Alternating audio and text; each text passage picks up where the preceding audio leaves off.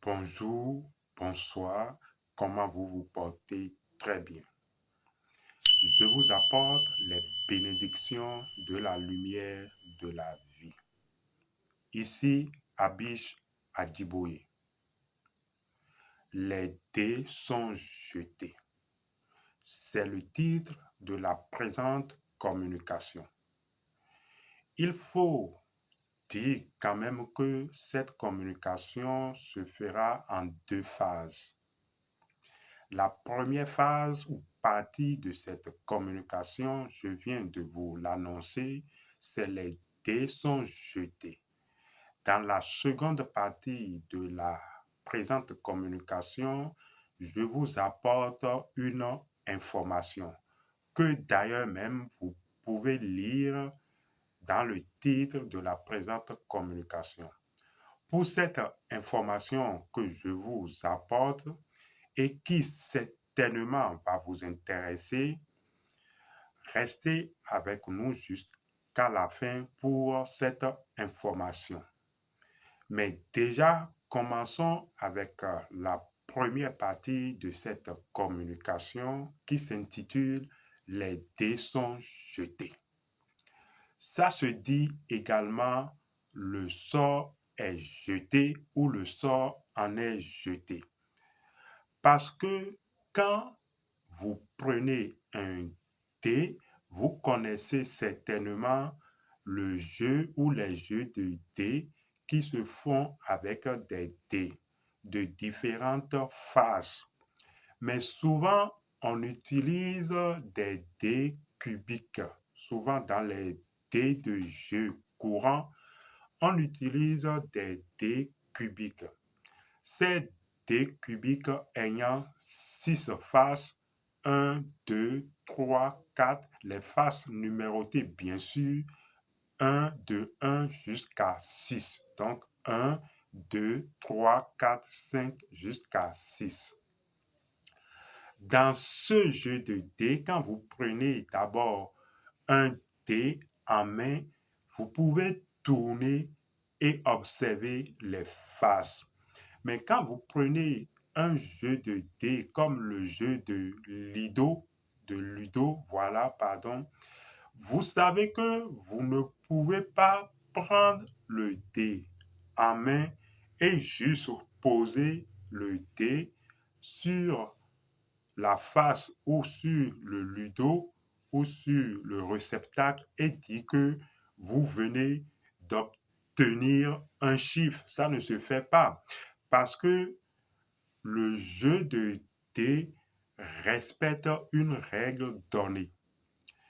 Et selon les règles, vous ne pouvez donc pas prendre votre dé et juste tourner la face qui vous arrange si c'est 6 que vous désirez avoir selon la position de vos pions sur le jeu. Vous ne pouvez donc pas juste tourner cette face avec votre main et déposer et dire que vous avez eu 6 ou vous avez eu 3. Vous savez que ce n'est pas ainsi que ça se fait. Donc, mais pourquoi ça ne se fait pas ainsi? Vu que vous avez le dé en main, tous les chiffres ou les nombres sont là présents. Mais d'où vient-il alors que vous ne pouvez pas juste dire que voici, je choisis 6, voici, je choisis 3, puisque c'est ce qu'il me faut. Vous ne pouvez pas juste dire ça, mais qu'il vous faut jouer d'abord. Parce que quand le dé est là présent, vous lisez les nombres de 1 à 6. Donc, la possibilité, ce qui amène même à dire que la possibilité de tous les nombres sont, ou ces possibilités sont là devant vous. Donc, les choses sont tout le temps possibles. Mais pourquoi, en fait, du coup, vous ne dites pas que vu que cette possibilité est, puisque cette possibilité de la chose est, vous ne choisissez pas du coup, en fait, vous choisissez, mais vous ne matérialisez pas du coup cette possibilité dans le cadre concerné et qu'il faille passer par un protocole d'accord parce que les règles d'un jeu et dans le cadre qui nous concerne d'un jeu de ludo consiste donc un protocole de jeu auquel vous devez souscrire. Vous voyez, or la possibilité de tous les noms sur le dé vous appartient et vous pouvez donc dire que voici, mais on dit non, jouer. Et jouer consiste donc dans le cadre du jeu de Ludo à prendre une petite boîte ou la main et à jeter. Vous voyez, pour que alors la providence s'exprime. Donc, en fait, il semble que de votre propre raisonnement et de votre propre main, vous ne pouvez pas juste désigner un homme et dire voici ce qu'il faut, mais que vous devez souscrire, jouer. Vous voyez? Donc, en fait, ce qui vient à sortir, c'est ce qui répond à la providence du moment. Et que la providence, pour le jeu de ludo, le fait de jouer, semble passer donc par un hasard qui témoigne de l'espace. Parce que vous prenez le dé et vous jetez le dé. Donc, il semble qu'il y a un espace entre la manifestation du dé et votre main. Observez bien, même si c'est dans une boîte que vous mettez les dés de jeu de ludo et que souvent vous remiez la boîte et que vous jetez. Donc, il semble qu'il y a un non-dit, un espace. Et c'est au cours de, de cet espace de jaillissement que le tout se joue. Et d'autres même font des jeux de poignées comme pour susciter l'apparition d'un nombre de jeux. Et encore à l'atterrissage, il y a le dé qui roule d'abord sur une mesure, sur un temps d'espace avant de se stabiliser. Que ça soit l'espace à l'atterrissage du roulement ou du déroulement, tout est dans le déroulement, et l'espace entre votre main et le jeu de dés, c'est toujours un espace. Donc, en fait, les choses sont, mais les choses doivent venir à manifestation pas de façon d'abord désignée en principe par la providence avant de se révéler à vous. Donc, vous voyez que quand de toute façon, il y a beaucoup de jeux, même si ce n'est pas les jeux de Ludo, il y a toutes sortes de jeux où quand vous jouez, vous attendez toujours cet espace. Et cet espace, vous allez dire que bon, les autres jeux, on désigne seulement des noms comme des jeux de loto et autres choses et qu'on parie seulement, mais qu'il n'y a pas cet espace. Bien sûr, je vais nous montrer et vous montrer qu'il y a toujours cet espace. En fait, quand vous jouez à un jeu, il y a l'attente. L'attente où vos émotions sont mobilisées. L'attente où il y a le suspense. Vos sens sont aiguisés et sont à l'affût de ce qui va apparaître. Au fait, vos sens sont dilatés, sont dans la démesure et goûtent pratiquement à la providence. En fait, vos sentiments, vos émotions semblent se mobiliser pour désigner, au fait, pour orienter votre résultat, même si vous ne le percevez pas. Donc, l'attente de vos émotions, de vos sentiments et tout cela, en fait, désigne l'espace, en fait. Donc, l'espace, ce n'est pas que l'espace physique, mais c'est l'espace du suspense, de vos émotions, de vos sentiments, même de vos craintes, même de vos peurs. Voilà de quoi est constitué l'espace d'attente. Vous voyez, et c'est l'espace-là qui semble alors jouer, interagir avec le courant vibratoire énergétique de ce que vous désirez. Et c'est pourquoi le jeu de Ludo, compte tenu de votre appel, il y a même certaines personnes pour jeter un sort. Vous savez, donc le fait de jeter un dé de jeu, c'est jeter un sort. Donc, ils ont des incantations qui ont fait preuve pour permettre en fait de susciter, de faire appel au nombre qu'ils veulent pour un jeu de dés. Vous voyez que, en fait, quand on dit que le sort en est jeté, c'est alors l'intervention providentielle de l'espace, la providence qui intervient à travers l'espace, qui n'est rien d'autre que vos émotions, vos sentiments, vos craintes, vos peurs, et qui décide que vous êtes en train de choisir une telle chose. Et justement, nous avons enfin choisi une date, le 26 octobre. Mais cette date, pourquoi faire? Nous avons jeté enfin les dés. Les dés sont jetés. Et en fait, une date est apparue. Un chiffre est apparu. Il s'agit du 26 octobre. Du 26 octobre, pourquoi faire? C'est justement la deuxième partie de notre communication.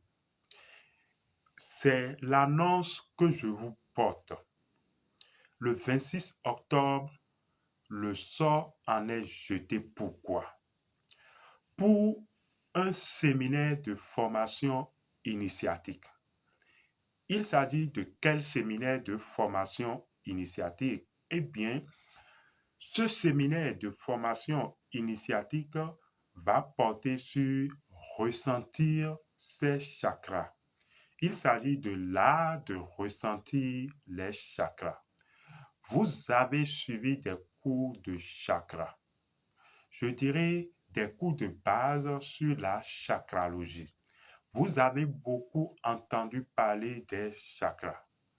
Et de toute façon, d'abord, nous passons le test de notre communiqué.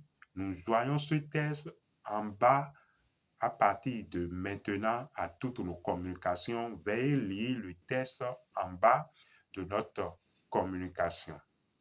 Je disais donc que vous avez souvent entendu parler des chakras. Toutes les traditions, comme le disent notre communiqué, ont abordé les chakras.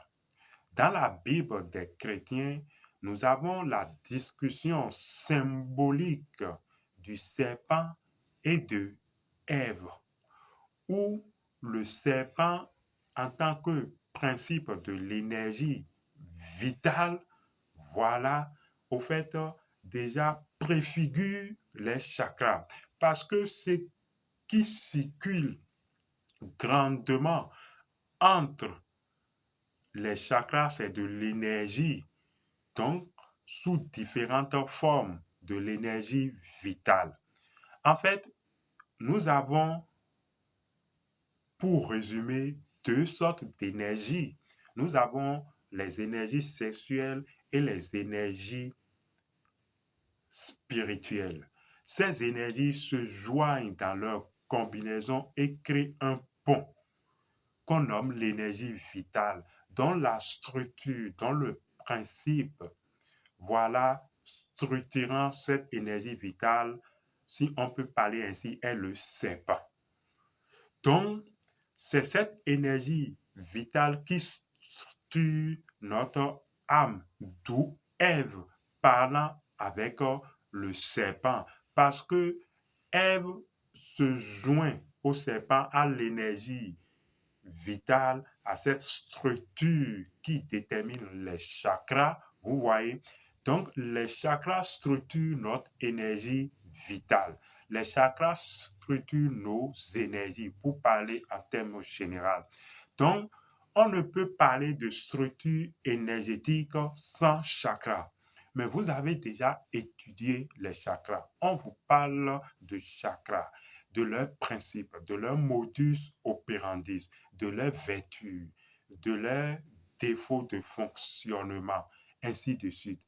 Mais rares sont ceux-là même qui, dans la tradition initiatique, qui, dans le cursus initiatique, ont pu ressentir les chakras et vivre les chakras tournés, ressentir les chakras et tenir les chakras comme on tient un bâton, un téléphone portable en main. En réalité, c'est possible. En fait, dans la chakralogie, il y a plusieurs niveaux. Il y a plusieurs niveaux dans la chakralogie. Eh bien, si vous avez suivi déjà une fois un cours de base sur la chakralogie, et même si vous ne l'avez pas encore suivi, ce n'est pas grave. Nous allons prendre les dispositions requises pour vous amener à toucher du doigt le ressenti des chakras.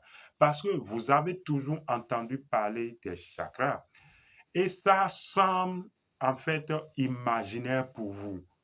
Mais en réalité, on peut ressentir chaque chakra et vivre la présence de chaque chakra comme vous ressentez votre bras. C'est ce à quoi va servir ce séminaire de formation initiatique. Nous allons vous introduire dans le secret des chakras. Vous allez vivre le ressenti des chakras. Vous allez vivre la conscience du ressenti du chakra. Dans le Dahomey ou le Bénin, on parle souvent du temps. Vous voyez, on parle du temps. Et on parle de construction dans le ventre du temps. En fait, le temps, en ce sens où le serpent, selon cette mythologie, pour évoquer également que toute construction, au fait, est érigée ou prend racine dans l'énergie. Et en fait, c'est quand vous avez une conscience de votre énergie ou une conscience du ressenti de l'énergie que vous commencez alors par pénétrer les choses dans leurs racines et en profondeur. L'énergie, la conscience de l'énergie et la conscience du ressenti de l'énergie, en fait, est essentielle pour la quête intérieure, vu que tout est énergie. Il n'y a rien que vous puissiez faire sans énergie. Intervenir consciemment dans l'énergie débute forcément par le ressenti de l'énergie. Prenez l'étude donc du communiqué qui figure en bas de notre communication, le séminaire pour le ressenti du chakra.